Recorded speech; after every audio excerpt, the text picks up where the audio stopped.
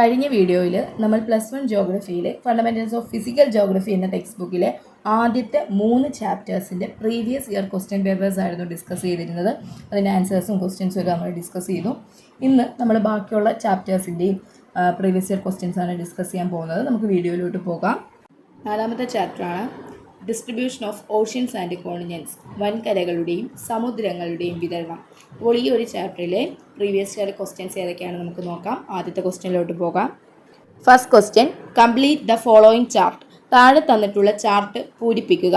Super continent, ഉപരിവൻകര, mega ocean, മഹാസമുദ്രം, Laurasia. അപ്പോൾ ഈ ഒരു ഫ്ലോ ചാർട്ട് കാണുമ്പോഴേ നമുക്ക് മനസ്സിലാവും എന്താണ് ഇത് ഉദ്ദേശിക്കുന്നത്. നമ്മുടെ വൻകര വിസ്ഥാപന സിദ്ധാന്തം അഥവാ കോണ്ടിനെൻ്റൽ ഡ്രിഫ്റ്റ് തിയറിയാണ് ഇത് ഉദ്ദേശിക്കുന്നത്. ഈ കോണ്ടിനെൻ്റൽ ഡ്രിഫ്റ്റ് തിയറി ആരാണ് കൊണ്ടുവന്നത്? ആൽഫ്രഡ് വെഗ്നർ ആണ് കൊണ്ടുവന്നത്. അദ്ദേഹത്തിൻ്റെ ഈ ഒരു സിദ്ധാന്ത പ്രകാരം ഒരൊറ്റ വൻകരയെ ഉണ്ടായിരുന്നുള്ളൂ, ഒരൊറ്റ ബൃഹത്തായിട്ടുള്ള ഒരു വൻകരയെ ഉണ്ടായിരുന്നുള്ളൂ. ആ ഒരു വൻകരയുടെ പേരെന്തായിരുന്നു മക്കളെ? അതാണ് പാൻജിയ. അപ്പോൾ സൂപ്പർ കോണ്ടിനെൻറ്റിൻ്റെ താഴെ വരുന്നതാണ് പാൻജിയ. ഇനി മെഗാ ഓഷ്യൻ അഥവാ മഹാസമുദ്രം.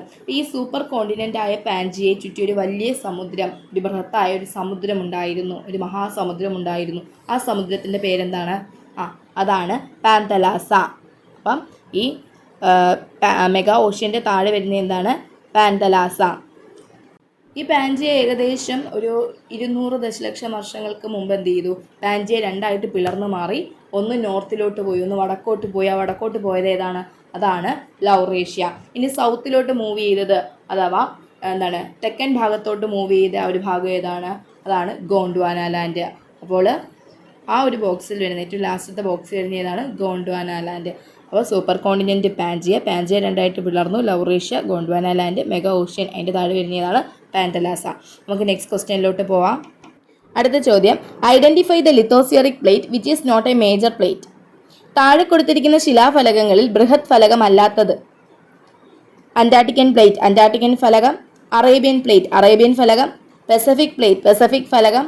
യുറേഷ്യൻ പ്ലേറ്റ്, യുറേഷ്യൻ ഫലകം. ഒരു 7 മേജർ പ്ലേറ്റ്സ് ഉണ്ട്, ഒരു 7 വൻ ഫലകങ്ങളുണ്ട്. ആ ഫലകങ്ങളുടെ, ആ 7 വൻ ഫലകങ്ങളുടെ പേര് പഠിച്ചാൽ മാത്രമേ നമുക്ക് ഇതിൽ നിന്ന് അത് എടുത്തെഴുതാനായിട്ട് പറ്റും. അത് ഏതാണ് മൈനർ ആയിട്ടുള്ളത്, ഏതാണെന്ന് നമുക്ക് ഇതിൽ നിന്ന് ഐഡൻറ്റിഫൈ ചെയ്യാനായിട്ട് സാധിക്കുകയുള്ളൂ. അപ്പോൾ 7 മേജർ പ്ലേറ്റ്സ് ഏതാണ്, 7 വൻ ഫലകങ്ങൾ ഏതാണെന്ന് ഒരു 7 ഏതാണെന്ന് ഞാൻ പറയാം. ആദ്യത്തേത് അന്റാർട്ടിക്കൻ പ്ലേറ്റ്, രണ്ടാമത്തേത് നോർത്ത് അമേരിക്കൻ പ്ലേറ്റ്, മൂന്നാമത്തേത് south American plate, 4 Pacific plate, 5 India, Australia, New Zealand plate, 6 African plate, 7 Eurasian plate. അപ്പോൾ ഈ 7 എണ്ണമാണ് ഏതെന്ന് പറയുന്നത് നമ്മുടെ മേജർ പ്ലേറ്റ്സ് എന്ന് പറയുന്നത്. അപ്പോൾ ഇതിനകത്ത് പെടാത്തതാണ് ചോദിച്ചിരിക്കുന്നത്. ബൃഹത് ഫലകമല്ലാത്തത് അഥവാ ചെറുഫലകം, മൈനർ പ്ലേറ്റ്സ് എന്നൊക്കെയാണ് നമ്മൾ ഇതിന് പറയുന്നത്. ചെറുഫലകം, മേജർ പ്ലേറ്റ്സ് അല്ലാത്തത് ചെറുഫലകം, മൈനർ പ്ലേറ്റ്സ്. ഏതാണ് ഇതിനകത്ത്? അന്റാർട്ടിക്കൻ പ്ലേറ്റ് എന്താണ്? ഒരു മേജർ പ്ലേറ്റ് ആണ്. അറേബ്യൻ പ്ലേറ്റ് ഒരു മൈനർ പ്ലേറ്റ് ആണ്. അപ്പോൾ ഇതിൻ്റെ ആൻസർ ഏതാണ്? Arabian plate. പസഫിക് പ്ലേറ്റും യുറേഷ്യൻ പ്ലേറ്റും എന്താണ്? മേജർ പ്ലേറ്റ് ആണ്. അപ്പോൾ ഇതിൻ്റെ ആൻസർ അറേബ്യൻ പ്ലേറ്റ് ആണ്. അടുത്ത ക്വസ്റ്റ്യൻ നോക്കിയേ. The German meteorologist who put forth the continental drift theory. വൻകര വിസ്ഥാപന സിദ്ധാന്തം ആവിഷ്കരിച്ച ജർമ്മൻ കാലാവസ്ഥാ ശാസ്ത്രജ്ഞൻ ആരാണ്? അതിൻ്റെ ഉത്തരം ആൽഫ്രഡ് വെഗ്നർ ആണ്. അപ്പം മേജർ പ്ലേറ്റ് അല്ലാത്തത് Arabian plate, continental drift theory ആവിഷ്കരിച്ചത് Alfred Wegener. Next question, Pangaea and Panthalassa are the 2 terms associated with the continental drift theory. Identify the person who put forward this theory and write a brief note on the theory. Pangaea, Panthalassa എന്നിവ വൻകര വിസ്ഥാപന സിദ്ധാന്തവുമായി ബന്ധപ്പെട്ട വാക്കുകളാണ്. ഈ സിദ്ധാന്തത്തിൻ്റെ ഉപജ്ഞാതാവ് ആരാണെന്ന് കണ്ടെത്തി സിദ്ധാന്തത്തെക്കുറിച്ച് ഒരു ചെറുകുറിപ്പ് തയ്യാറാക്കുക. അപ്പോൾ വൻകര വിസ്ഥാപന സിദ്ധാന്തം അഥവാ കോണ്ടിനെൻ്റൽ ഡ്രിഫ്റ്റ് തിയറി അത് ആരാണ് കൊണ്ടുവന്നത്? ആൽഫ്രഡ് വെഗ്നർ ആണ് കൊണ്ടുവന്നത്. അപ്പോൾ ആരാണ് കൊണ്ടുവന്നത് വൻകര വിസ്ഥാപന സിദ്ധാന്തം അഥവാ continental drift theory? Alfred Wegener. എന്താണ് ഈ തിയറി പറയുന്നത്? നമ്മൾ ഇന്ന് കാണുന്ന വൻകരകളെല്ലാം, നമ്മൾ ഇന്ന് കാണുന്ന കോണ്ടിനെൻറ്റ്സ് എല്ലാം പണ്ട് ഒരൊറ്റ വലിയ ബൃഹത് വൻകരയായിരുന്നു എന്നും ഒരൊറ്റ സിംഗിൾ സൂപ്പർ കോണ്ടിനെൻ്റ് ആയിരുന്നു എന്ന് അദ്ദേഹം പറഞ്ഞു. ആ കോണ്ടിനെൻറ്റിന്, ആ ബൃഹത് വൻകരയ്ക്ക് അദ്ദേഹം ഒരു പേര് നൽകി. അതാണ് പാൻജിയ. പാൻജിയ എന്ന വാക്കിൻ്റെ അർത്ഥം മുഴുവൻ ഭൂമിയും, ഓൾ എർത്ത് എന്നാണ് ആ വാക്കിൻ്റെ അർത്ഥം. പിന്നീട് നമ്മുടെ ഈ പാൻജിയെ ചുറ്റി ഒരു വലിയ സമുദ്രമുണ്ട്, ഒരു മഹാസമുദ്രമുണ്ട്. ആ സമുദ്രത്തിന് അദ്ദേഹം ഒരു പേര് നൽകി, അതാണ് പാന്തലാസ. അതിൻ്റെ അർത്ഥം എന്താണ്? മുഴുവൻ സമുദ്രവും, അഥവാ മെഗാ ഓഷ്യൻ അല്ലെങ്കിൽ ഓൾ ഓഷ്യൻ, എന്താണ്? മുഴുവൻ സമുദ്രവും. പിന്നീട് ഏകദേശം ഒരു 200 ദശലക്ഷം വർഷങ്ങൾക്ക് മുമ്പ് എന്ത് സംഭവിച്ചു? ഈ പാൻജിയ രണ്ടായിട്ട് പിളർന്ന് ഒന്ന് വടക്കോട്ടും ഒന്ന് നോർത്തിലോട്ടും ഒന്ന് സൗത്തിലോട്ടും ഡ്രിഫ്റ്റ് ചെയ്യാനായിട്ട് തുടങ്ങി, അല്ലെങ്കിൽ മൂവ് ചെയ്യാനായിട്ട് തുടങ്ങി, ചലിക്കാനായിട്ട് തുടങ്ങി. ഇനി നോർത്തിലോട്ട് മൂവ് ചെയ്ത ആ ഒരു ഭാഗത്തിൻ്റെ പേരാണ് എന്തെന്ന് പറയുന്നത്? ലൗറേഷ്യ. അപ്പോൾ പാൻജിയ എന്ത് ചെയ്തു? രണ്ടായിട്ട് പിളർന്നു, ഒന്ന് വടക്കോട്ട് മൂവ് ചെയ്തു, നോർത്തിലോട്ട് മൂവ് ചെയ്തു, അതിൻ്റെ പേരെന്താണ്? ലൗറേഷ്യ. ഇനി തെക്കോട്ട് അടുത്ത ഭാഗം മൂവ് ചെയ്തു, അതിനെ നമ്മൾ വിളിക്കുന്ന പേരാണ്, സൗത്തിലോട്ട് മൂവ് ചെയ്തതിനെ വിളിക്കുന്ന പേരാണ് ഗോണ്ട്വാന ലാൻഡ്. പിന്നീട് വീണ്ടും നമ്മുടെ ഈ ലൗറേഷ്യയും ഗോണ്ട്വാന ലാൻഡ് എന്ത് ചെയ്തു? വീണ്ടും പലതായി പിളർന്നു, പലതായിട്ട് എന്ത് ചെയ്തു?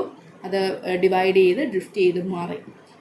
അങ്ങനെയാണ് ഇന്ന് കാണുന്ന കോണ്ടിനെൻറ്റ്സ് ഉണ്ടായതെന്നാണ് അദ്ദേഹം പറയുന്നത്. നമുക്കൊന്നും കൂടി ഇത് നോക്കാം എങ്ങനെയാണെന്ന്. വൻകര വിസ്ഥാപന സിദ്ധാന്തം അഥവാ കോണ്ടിനെൻ്റൽ ഡ്രിഫ്റ്റ് തിയറി കൊണ്ടുവന്നത് ആൽഫ്രഡ് വെഗ്നറാണ്. അദ്ദേഹം പറഞ്ഞത് ഇന്ന് കാണുന്ന കോണ്ടിനെൻറ്റ്സ് പണ്ട് എന്തായിരുന്നു? ഒരു ഒറ്റ കോണ്ടിനെൻ്റ് ആയിരുന്നു, ഒരു സിംഗിൾ ലാൻഡ് മാസ് ആയിരുന്നു, ഒരു സിംഗിൾ സൂപ്പർ കോണ്ടിനെൻ്റ് ആയിരുന്നു. ആ കോണ്ടിനെൻറ്റിൻ്റെ പേരാണ് പാൻജിയ. ഈ പാൻജിയെ ചുറ്റി എന്തുണ്ടായിരുന്നു? ഒരു വലിയ സമുദ്രമുണ്ടായിരുന്നു, ഒരു മഹാസമുദ്രമുണ്ടായിരുന്നു. ആ സമുദ്രത്തിൻ്റെ പേരാണ് പാന്തലാസ.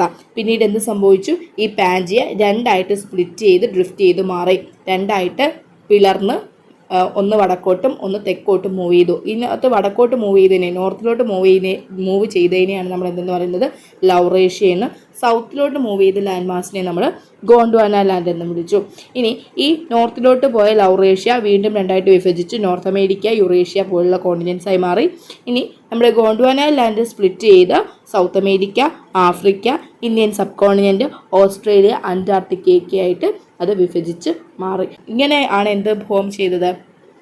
ഇന്ന് കാണുന്ന കോണ്ടിനെൻറ്റ്സ് എല്ലാം ഇങ്ങനെയാണ് രൂപം കൊണ്ടതെന്നാണ് ഈ കോണ്ടിനെൻ്റൽ ഡ്രിഫ്റ്റ് തിയറി അഥവാ വൻകര വിസ്ഥാപന സിദ്ധാന്തത്തിലൂടെ ആൽഫ്രഡ് വെഗ്നർ പറഞ്ഞു വെക്കുന്നത്. ഇനി ഇതിനെ സപ്പോർട്ട് ചെയ്യുന്ന ഒത്തിരി തെളിവുകളുമുണ്ട്, ഒരുപാട് എവിഡൻസസും ഉണ്ട്. ആ എവിഡൻസ് എന്തൊക്കെയാണ് നമുക്ക് നോക്കാം.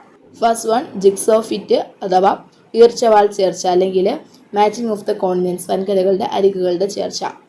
നമുക്കറിയാം അറ്റ്ലാന്റിക് സമുദ്രത്തിൻ്റെ ഇരുകരകളിലുള്ള ആഫ്രിക്കയുടെയും തെക്കേ അമേരിക്കയുടെയും തീരങ്ങൾ തമ്മിൽ ചേർത്ത് വെച്ചാൽ അവ തമ്മിൽ നല്ല ചേർച്ചയുണ്ട്. അപ്പോൾ ഇതിൽ നിന്നും ഈ വൻകരകൾ ഒരു കാലത്ത് ഒന്നായിരുന്നു നമുക്ക് മനസ്സിലാക്കാം. രണ്ടാമത്തെ എവിഡൻസ് ആണ് rocks of the same age across oceans.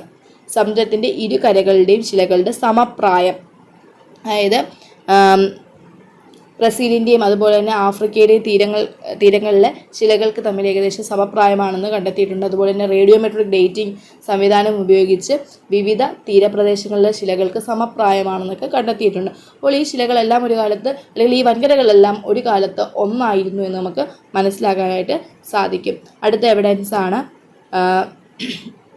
Fossils. സമാന ജീവികളുടെ ഫോസിലുകൾ വിവിധ വൻകരകളിൽ നിന്ന് നമുക്ക് ലഭിച്ചിട്ടുണ്ട്. അപ്പോൾ ഒരു കാലത്ത് ഈ വൻകരകളെല്ലാം ഒന്നായിരുന്നു എന്ന് നമുക്കിതിലൂടെ മനസ്സിലാക്കാനായിട്ട് സാധിക്കും. അടുത്ത പോയിൻ്റാണ്, അടുത്ത എവിഡൻസ് ആണ് പ്ലേസർ ഡെപ്പോസിറ്റ്സ് അല്ലെങ്കിൽ ഗോൾഡ് ഡെപ്പോസിറ്റ്സ്. എന്താണ്? സ്വർണ്ണ നിക്ഷേപങ്ങൾ. ആഫ്രിക്കയുടെ ഘാന തീരത്തുള്ള അവിടെ ഗോൾഡ് ഡെപ്പോസിറ്റ്സ് ഉണ്ട്. എന്നാൽ അതിൻ്റെ സോഴ്സ് റോക്ക് അഥവാ ഉറവിട ശില എന്ന് പറയുന്നത് എവിടെയാണ്? ബ്രസീലിലാണ്. തെക്കേ അമേരിക്കയിൽ ബ്രസീലാണ്, സൗത്ത് അമേരിക്കയിൽ ബ്രസീലാണ് അതിൻ്റെ സോഴ്സ് റോക്ക് എന്ന് പറയുന്നത്. അപ്പോൾ ഈ രണ്ട് കോണ്ടിനെൻറ്റ്സും ഒരു കാലത്ത് ഒന്നായിരുന്നു എന്ന് നമുക്ക് ഈ ഗോൾഡ് ഡെപ്പോസിറ്റിൻ്റെയും അതിൻ്റെ സോഴ്സ് റോക്കിൻ്റെയും പ്രസൻസിലൂടെ നമുക്ക് മനസ്സിലാക്കാനായിട്ട് സാധിക്കും. അപ്പോൾ ഈ വൻകര വിസ്ഥാന സിദ്ധാന്തം എന്ന് പറയുന്നത്, കോണ്ടിനെൻ്റൽ ഡ്രിഫ്റ്റ് തിയറി എന്ന് പറയുന്നത് വളരെ ഇമ്പോർട്ടൻ്റ് ആയിട്ടുള്ളൊരു ടോപ്പിക്കാണ്. അപ്പോൾ ഇതിൽ നിന്ന് എങ്ങനെ വേണമെങ്കിലും ക്വസ്റ്റ്യൻ വരാം. ചിലപ്പോൾ നമുക്ക് ഈ തിയറി ഡിഫൈൻ ചെയ്യാനായിട്ടായിരിക്കും ചോദിക്കുന്നത്, അല്ലെങ്കിൽ തിയറി എക്സ്പ്ലെയിൻ ചെയ്യാനായിട്ടായിരിക്കും ചോദിക്കുക, അല്ലെങ്കിൽ ഇതിൻ്റെ എവിഡൻസസ് മാത്രം എഴുതാനായിട്ട് ചോദിക്കും. അപ്പോൾ എങ്ങനെ വേണമെങ്കിലും ക്വസ്റ്റ്യൻ വരാം. അപ്പോൾ എഴുതാനായിട്ട് തയ്യാറായിരിക്കുക. അടുത്ത ക്വസ്റ്റ്യനിലോട്ട് നമുക്ക് പോവാം. 2 among the following are examples of minor plates. Identify them.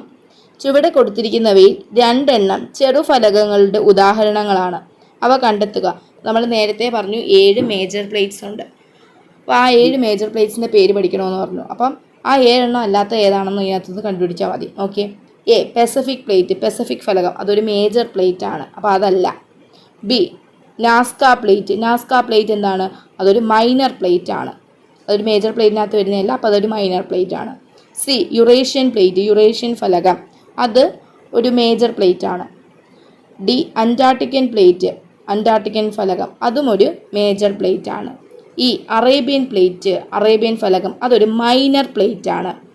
അടുത്തത് north American plate, north American ഫലകം, അതും ഒരു മേജർ പ്ലേറ്റ് ആണ്. അപ്പോൾ ഇതിനകത്ത് ആൻസേഴ്സ് ഏതൊക്കെയാണ്? നാസ്ക പ്ലേറ്റും അറേബ്യൻ പ്ലേറ്റും. അടുത്ത ചോദ്യം, plate tectonics theory deals with the movement of lithospheric plates. Name the major plates according to the theory of plate tectonics. ലിത്തോസ്ഫിയറിലെ ഫലകങ്ങളെക്കുറിച്ചും അവയുടെ ചലനങ്ങളെക്കുറിച്ചും പ്രതിപാദിക്കുന്നതാണ് ഫലക ചലന സിദ്ധാന്തം. ഫലക ചലന സിദ്ധാന്ത പ്രകാരമുള്ള പ്രധാന ഫലകങ്ങളുടെ പേരെഴുതുക. നമ്മൾ നേരത്തെ പറഞ്ഞതാണല്ലേ, 7 മേജർ പ്ലേറ്റ്സ് ഉണ്ട്. അപ്പോൾ ആ 7 മേജർ പ്ലേറ്റ്സ് ഏതൊക്കെയാണെന്നാണ് ചോദിച്ചിരിക്കുന്നത്. 7 ഏതാണെന്ന് നോക്കാം. മേജർ പ്ലേറ്റ്സ്, പ്രധാന ഫലകങ്ങൾ: നോർത്ത് അമേരിക്കൻ പ്ലേറ്റ്, വടക്കേ അമേരിക്കൻ ഫലകം; സൗത്ത് അമേരിക്കൻ പ്ലേറ്റ്, തെക്കേ അമേരിക്കൻ ഫലകം; പസഫിക് പ്ലേറ്റ്, പസഫിക് ഫലകം; India Australia New Zealand plate, India Australia New Zealand ഫലകം; ആഫ്രിക്കൻ പ്ലേറ്റ്, ആഫ്രിക്കൻ ഫലകം; യുറേഷ്യൻ പ്ലേറ്റ്, യുറേഷ്യൻ ഫലകം; അന്റാർട്ടിക് പ്ലേറ്റ്, അന്റാർട്ടിക് ഫലകം. ഇത് ഇമ്പോർട്ടൻ്റ് ആണ്, അത് പഠിച്ചിരിക്കണം. മേജർ പ്ലേറ്റ്സിൻ്റെ പേരെങ്കിലും പഠിച്ചിരിക്കണം. ഓക്കെ, അടുത്ത ക്വസ്റ്റ്യനിലോട്ട് നമുക്ക് പോകാം. Answer the following questions. താഴെ കൊടുത്തിരിക്കുന്ന ചോദ്യങ്ങൾക്ക് ഉത്തരം എഴുതുക. അതിനകത്ത് ആദ്യത്തെ ചോദ്യമാണ്, name the 3 types of plate boundaries, prepare a note on any one of them. 3 തരം ശിലാമണ്ഡല ഫലകാതിർത്തികളുടെ പേരെഴുതി അവയിൽ ഏതെങ്കിലും ഒന്നിനെക്കുറിച്ച് ഒരു ലഘു വിവരണം തയ്യാറാക്കുക. അടുത്ത ക്വസ്റ്റ്യനാണ്, name A minor lithospheric plate. ഒരു ചെറു ശിലാഫലകത്തിൻ്റെ പേരെഴുതുക. അപ്പോൾ ഇതിനകത്ത് ആദ്യത്തെ ക്വസ്റ്റ്യൻ എന്താണ്? നമുക്കറിയാം 3 തരം ഫലകാതിരുകൾ അഥവാ ലിത്തോസ്ഫിയറിക് പ്ലേറ്റ് ബൗണ്ടറീസ് ഉണ്ട്. ആ പ്ലേറ്റ് ബൗണ്ടറീസിൻ്റെ പേരെഴുതിയിട്ട് ഏതെങ്കിലും ഒരു പ്ലേറ്റ് ബൗണ്ടറിയെ പറ്റി എക്സ്പ്ലെയിൻ ചെയ്യാനായിട്ടാണ് ചോദിച്ചിരിക്കുന്നത്. രണ്ടാമത്തെ ക്വസ്റ്റ്യൻ, ഏതെങ്കിലും ഒരു മൈനർ ലിത്തോസ്ഫിയറിക് പ്ലേറ്റിനെ, ഏതെങ്കിലും ഒരു ചെറു ശിലാമണ്ഡല ഫലകത്തിൻ്റെ പേരെഴുതാനാണ്. അപ്പം മേജർ പ്ലേറ്റ് അല്ല ചോദിച്ചിരിക്കുന്നത്, മൈനർ പ്ലേറ്റ് ആണ് ചോദിച്ചിരിക്കുന്നത്. ചെറു ശിലാമണ്ഡല ഫലകമാണ് ചോദിച്ചിരിക്കുന്നത്. അപ്പോൾ അതിൻ്റെ പേരെഴുതുക. നമുക്കിതിൻ്റെ ആൻസർ എന്താണെന്ന് നോക്കാം. നമ്മൾ ആദ്യത്തെ ക്വസ്റ്റ്യൻ എന്തിനെ പറ്റി എഴുതാനായിരുന്നു? പ്ലേറ്റ് ബൗണ്ടറീസിനെ പറ്റി, ലിത്തോസ്ഫിയറിക് പ്ലേറ്റ് ബൗണ്ടറീസ് അഥവാ ശിലാമണ്ഡല ഫലക അതിരുകൾ ഏതെങ്കിലും 3 എണ്ണത്തിൻ്റെ പേരെഴുതി അതിനകത്ത് ഒന്നിനെ പറ്റി എക്സ്പ്ലെയിൻ ചെയ്യാനാണ്. അപ്പോൾ ആദ്യം കൊടുത്തിരിക്കുന്നത് ലിത്തോസ്ഫിയറിക് പ്ലേറ്റ് ബൗണ്ടറീസിൻ്റെ ആൻസറാണ്. നമുക്കറിയാം 3 തരത്തിലുള്ള ശിലാമണ്ഡല ഫലകാതിരുകളുണ്ട് അഥവാ ലിത്തോസ്ഫിയറിക് പ്ലേറ്റ് ബൗണ്ടറീസ് ഉണ്ട്. അതിനകത്ത് ആദ്യത്തേതാണ് കൺവേർജൻ മാർജിൻസ് അഥവാ സംയോജക സീമകൾ. കൺവേർജൻ മാർജിൻസ് അഥവാ സംയോജക സീമകൾ. എന്താണ് കൺവേർജൻ മാർജിൻസ്? സംയോജിക്കുക എന്ന് വെച്ചാൽ എന്താണ്? കൂടിച്ചേരുക അല്ലേ? സംയോജിക്കുക എന്ന് വെച്ചാൽ എന്താണ്? കൂടിച്ചേരുക. അപ്പോൾ ആ പേരിൽ തന്നെ നമുക്ക് എഴുതാം. കൺവേർജൻ പ്ലേറ്റ് മാർജിൻസ് എന്ന് പറഞ്ഞാൽ എന്താണ്? 2 ശിലാമണ്ഡല ഫലകങ്ങൾ എന്ത് ചെയ്യുന്നു? അടുത്ത് വരുന്നു, സംയോജിക്കുന്നു, കൂടിച്ചേരുന്നു. ഇങ്ങനെ കൂടിച്ചേരുന്നതിനെയാണ് അല്ലെങ്കിൽ അടുത്ത് വരുന്നതിനെയാണ് നമ്മൾ എന്തെന്ന് പറയുന്നത്? കൺവേർജൻ മാർജിൻസ് അഥവാ സംയോജക സീമകൾ എന്ന് പറയുന്നത്.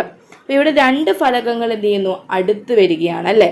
അപ്പോൾ ഇങ്ങനെ അടുത്ത് വരുന്നതിൻ്റെ ഫലമായിട്ട് ഒരു ഫലകം, ഒരു ലിത്തോസ്ഫിയറിക് പ്ലേറ്റ് എന്ത് ചെയ്യാം? മറ്റൊന്നിൻ്റെ അടിയിലോട്ട് ആണ്ട് പോകാം.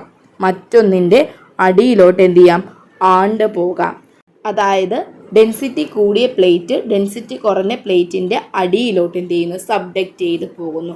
അതുകൊണ്ട് തന്നെ ഈ ഒരു മേഖലയെ നമ്മൾ സബ്ഡക്ഷൻ സോൺ അഥവാ നിമഞ്ജന മേഖല എന്നുകൂടി അറിയപ്പെടുന്നു. അപ്പോൾ നിമഞ്ജന മേഖല അഥവാ സബ്ഡക്ഷൻ സോൺ എന്നറിയപ്പെടുന്ന പ്ലേറ്റ് മാർജിൻ ഏതാണ്?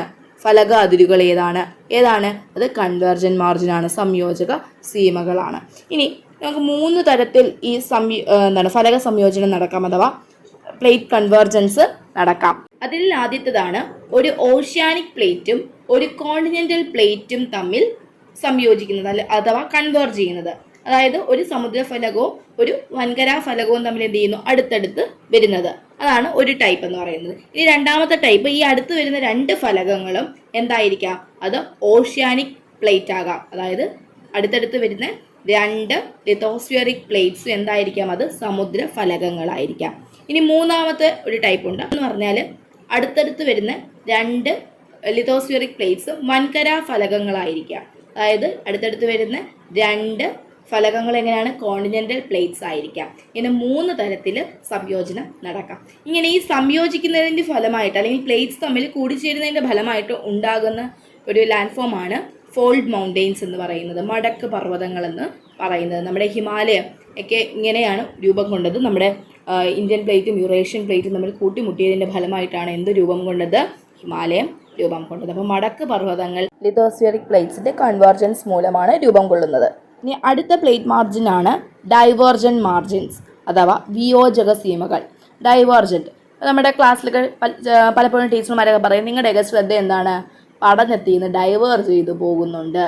ഡൈവേർജ് എന്ന് പറഞ്ഞാൽ എന്താണ് അവിടെ ഉദ്ദേശിച്ചിരിക്കുന്നത്? അകന്നു പോകുന്നുണ്ട്. നിങ്ങളുടെ ശ്രദ്ധ പഠനത്തിൽ നിന്നും അകന്നു പോകുന്നുണ്ട് അല്ലേ? അപ്പോൾ നമ്മുടെ വിയോജിപ്പ് എന്നൊക്കെ പറഞ്ഞാൽ എന്താണ്? നിൻ്റെ അഭിപ്രായത്തോട് എനിക്ക് വിയോജിപ്പാണ്, അല്ലെങ്കിൽ ആ ഒരു അഭിപ്രായത്തോട് എനിക്ക് വിയോജിപ്പാണെന്ന് വെച്ചാൽ എന്താണ്? ആ ഒരു നിങ്ങൾ ചിന്തിക്കുന്ന ദിശയിലായിരിക്കത്തില്ല ഞാൻ ചിന്തിക്കുന്നത്, അതിന് ചിലപ്പോൾ നേരെ ഓപ്പോസിറ്റ് ആയിരിക്കും അല്ലേ? അതായിരിക്കും അവിടെ ഉദ്ദേശിക്കുന്നത്. അപ്പോൾ ഡൈവേർജ് എന്ന് വെച്ചാൽ എന്താണ്? അകന്നു മാറിപ്പോവുക. അപ്പം ഇവിടെ 2 ഫലകങ്ങൾ തമ്മിൽ എന്ത് ചെയ്യുന്നു? അകന്നു മാറുന്നു. അതിനെയാണ് നമ്മൾ എന്തെന്ന് പറയുന്നത്? ഡൈവേർജൻ മാർജിൻസ് അഥവാ വിയോജക സീമകൾ എന്ന് പറയുന്നത്. ഫലകങ്ങൾ തമ്മിൽ അകന്നു പോകുന്നതിനെയാണ് നമ്മൾ എന്തെന്ന് പറയുന്നത്? ഡൈവേർജൻ മാർജിൻസ് അഥവാ വിയോജക സീമകൾ എന്ന് പറയുന്നത്. ഇത്തരം ഫലകാതിരുകളെ, ഇത്തരം പ്ലേറ്റ് മാർജിൻസിനെ മറ്റൊരു പേരിൽ കൂടി അറിയപ്പെടുന്നു. അതാണ് സ്പ്രെഡിങ് സൈറ്റ്സ് അഥവാ വ്യാപന മേഖലകൾ. സ്പ്രെഡിങ് സൈറ്റ്സ് എന്നറിയപ്പെടുന്ന പ്ലേറ്റ് മാർജിൻ ഏതാണ്? ഫലകാതിരുകൾ ഏതാണ് എന്ന് ചോദിച്ചാൽ ഏതാണ്? അത് ഡൈവേർജൻ മാർജിനാണ്. ഇനി അടുത്ത മാർജിനാണ് ട്രാൻസ്ഫോം ബൗണ്ടറീസ് അഥവാ സ്ഥാനാന്തര സീമകൾ അല്ലെങ്കിൽ ഛേദക സീമകൾ എന്നൊക്കെ അറിയപ്പെടുന്നത്. ട്രാൻസ്ഫോം ബൗണ്ടറീസ് ഇതെന്ന് വെച്ചാൽ എന്താണ്? 2 ഫലകങ്ങൾ എന്ത് ചെയ്യുന്നു? പരസ്പരം ഉരസി തെന്നി നീങ്ങുന്നു. 2 ഫലകങ്ങൾ എന്ത് ചെയ്യുന്നു? സ്ലൈഡ് ചെയ്ത് തെന്നി നീങ്ങുന്നു. ഇതിനെയാണ് നമ്മൾ എന്തെന്ന് പറയുന്നത്? ട്രാൻസ്ഫോം ബൗണ്ടറീസ് അഥവാ ഛേദക സീമകൾ എന്ന് പറയുന്നത്. അപ്പോൾ ഇങ്ങനെ പ്ലേറ്റ്സ് തെന്നി നീങ്ങുന്നതൊക്കെ എന്തിന് കാരണമാകുന്നു? ഭൂകമ്പങ്ങൾക്ക്, എർത്ത്ക്വേക്കിന് കാരണമാകുന്നു. അപ്പോൾ 3 തരത്തിലുള്ള പ്ലേറ്റ് ബൗണ്ടറീസ് ആണ് പറഞ്ഞത്. ആദ്യം പറഞ്ഞ എന്താണ്? സംയോജക സീമകൾ അഥവാ കൺവേർജന്റ് മാർജിൻസ്. കൺവേർജന്റ് മാർജിൻസ് എന്ന് പറഞ്ഞാൽ എന്താണ്? 2 ലിത്തോസ്ഫിയറിക് പ്ലേറ്റ്സ് അടുത്തടുത്ത് വന്ന് പരസ്പരം കൂട്ടിമുട്ടുന്നു. അതിനെയാണ് നമ്മൾ എന്തെന്ന് പറയുന്നത്? കൺവേർജന്റ് മാർജിൻസ് അഥവാ സംയോജക സീമകൾ എന്ന് പറയുന്നത്. ഫോൾഡ് മൗണ്ടെയിൻസ് ഒക്കെ, മടക്ക് പർവ്വതങ്ങളൊക്കെ ഇങ്ങനെയാണ് രൂപം കൊള്ളുന്നത്. ഈ കൺവേർജന്റ് പ്ലേറ്റ് മാർജിൻസിൻ്റെ മറ്റൊരു പേരാണ് ഇതെന്ന് പറയുന്നത് സബ്ഡക്ഷൻ സോൺ അഥവാ നിമഞ്ജന മേഖല എന്ന് പറയുന്നത്. ഇനി രണ്ടാമത്തെ പ്ലേറ്റ് മാർജിനാണ് ഇതെന്ന് പറയുന്നത് ഡൈവേർജൻ മാർജിൻസ് അഥവാ വിയോജക സീമകൾ. 2 പ്ലേറ്റ്സിൻ്റെ നിന്ന് പരസ്പരം അകന്നു മാറുന്നു. ഇതിനെയാണ് നമ്മൾ എന്തെന്ന് പറയുന്നത്? ഡൈവേർജൻ മാർജിൻസ് അഥവാ വിയോജക സീമകൾ എന്ന് പറയുന്നത്. ഇതിന് മറ്റൊരു പേരും കൂടിയുണ്ട്. ഏതാണ്? സ്പ്രെഡിങ് സൈറ്റ്സ് അഥവാ വ്യാപന മേഖല. ഇനി മൂന്നാമത്തതാണ് ട്രാൻസ്ഫോം ബൗണ്ടറീസ് അഥവാ സ്ഥാനാന്തര സീമകൾ അല്ലെങ്കിൽ ഛേദക സീമകൾ എന്നൊക്കെ പറയുന്നത്. 2 പ്ലേറ്റ്സിൻ്റെ നിന്ന് പരസ്പരം തെന്നി നീങ്ങി മാറുന്നു. അതിനെയാണ് നമ്മൾ എന്തെന്ന് പറയുന്നത്? ട്രാൻസ്ഫോം ബൗണ്ടറീസ് അല്ലെങ്കിൽ ഛേദക സീമകൾ അല്ലെങ്കിൽ സ്ഥാനാന്തര സീമകൾ. ഭൂകമ്പങ്ങൾക്കൊക്കെ ഇത് കാരണമാകുന്നു. ഇനി രണ്ടാമത്തെ ക്വസ്റ്റ്യൻ ഏതായിരുന്നു? Minor plates. ഏതെങ്കിലും ഒരു മൈനർ പ്ലേറ്റിൻ്റെ പേര് എഴുതാനാണ്. അപ്പം ഒരു 5-6 മൈനർ പ്ലേറ്റിൻ്റെ പേര് നമുക്ക് പഠിക്കാനുണ്ട്. പ്ലേറ്റ്സിൻ്റെ പേരാണ് ഞാൻ ഇവിടെ കൊടുത്തിരിക്കുന്നത്. Okay, caucus plate, Nazca plate, Arabian plate, Philippine plate, Fuji plate. അപ്പോൾ ഇതിനകത്ത് ഏതെങ്കിലും ഒന്നിൻ്റെ പേരെഴുതാനാണ്. അപ്പോൾ ഏതെങ്കിലും ഒരു പേരെങ്കിലും ഓർമ്മയിൽ ഉണ്ടെങ്കിൽ മാത്രമേ നമുക്കിത് എഴുതാനായിട്ട് പറ്റൂ. അപ്പോൾ caucus plate, Nazca plate, Arabian plate, Philippine plate, Fuji plate. അടുത്ത ക്വസ്റ്റ്യനിലോട്ട് നമുക്ക് പോകാം. The locations where the tectonic plates move away from each other. Tectonic ഫലകങ്ങൾ പരസ്പരം അകന്നു മാറുന്ന സ്ഥാനങ്ങൾ. അകന്നു മാറുന്നത് നമ്മൾ തൊട്ട് മുമ്പ് പറഞ്ഞിരുന്നു. അകന്നു മാറുന്നതിന് നമ്മൾ എന്താ പറയുക? ഡൈവേർജൻ്റ് മാർജിൻസ് അഥവാ വിയോജക സീമകൾ. ഓപ്ഷൻസിൽ വിയോജക സീമകൾ എന്ന് പറയുന്ന ഒരു സാധനമില്ല. ഇതിനകത്ത് വിയോജക സീമകൾക്ക് മറ്റൊരു പേരും കൂടെ അല്ലെങ്കിൽ മറ്റൊരു രീതിയിൽ അത് അറിയപ്പെടുന്നു. അതേതാണ്? അതാണ് സ്പ്രെഡിങ് സൈറ്റ്സ് അഥവാ വ്യാപന മേഖലകൾ. അപ്പോൾ ഇതിൻ്റെ ആൻസർ ഏതാണ്? ഓപ്ഷൻ എ, സ്പ്രെഡിങ് സൈറ്റ്സ് അഥവാ വ്യാപന മേഖലകൾ. ഈ ഒരു പാഠത്തുനിന്ന് പ്രധാനമായിട്ട് ഈ ഒരു ഭാഗങ്ങളിൽ നിന്നൊക്കെയാണ് ക്വസ്റ്റ്യൻ വന്നിട്ടുള്ളത്. ഇനി സീ ഫ്ലോർ സ്പ്രെഡിങ് അഥവാ സമുദ്രതട വ്യാപനം എന്താണെന്ന് കൂടെ നോക്കി വെച്ചേക്കുക. ഇത് ചിലപ്പോൾ എന്താണെന്ന് എഴുതാൻ ചോദിക്കാം. അത് ആരാ കൊണ്ടുവന്ന്? ഹാരി ഹസാണ് കൊണ്ടുവന്നത്. അതെന്താണെന്നൊക്കെ ഒന്ന് നോക്കി വെച്ചേക്കുക. അപ്പം വരും ദിവസങ്ങളിൽ ബാക്കി പോർഷൻസിൻ്റെയും കൂടെ പ്രീവിയസ് ഇയർ ക്വസ്റ്റ്യൻസ് ഡിസ്കസ് ചെയ്യാമെന്ന് വിചാരിക്കുന്നു. നന്ദി, നമസ്കാരം.